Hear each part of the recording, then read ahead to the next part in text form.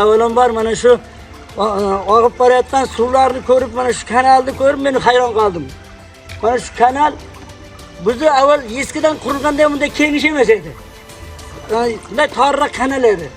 Hozir misli ko'rilmagan darajada juda katta bir kenish qilib, juda katta suvda haydab mana xalqqa yetkazib beryapti. 20 yildan beri mana shu kanal shunday tozalanmagan edi. Mana qarabsizki, mana yeni kamida 10 metr yoki 8 metr kenishlikda tozalandi. Mana shuning o'zi bir katta gap tog'aylar. Hamma xursand, hamma rahmat aytyapti.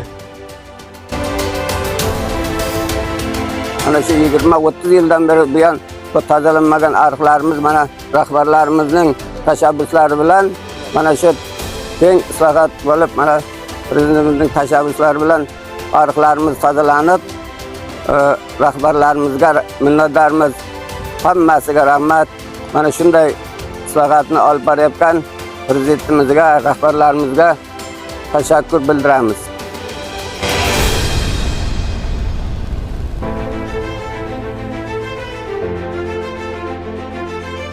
Yurtboshimiz islohotlari bilan Qaldirg'och va Gulbog' mahallalariga mana bu kanaldan ko'ryapsizlarki, hozir shunchalik suv boryaptiki, barcha islohotlarimiz amalga oshib, Xudoga ming qo'la shukr qilish kerakki, mana bu boringki 30 yil, 28 yildan beri mana bunday suv mahallalarga yetib kelgani hech kim ko'rgan yo'q. Masalanda ishlab turib ham suv haydab ham masalan to'lib, toshib o'tgan joylarni ko'rgandik.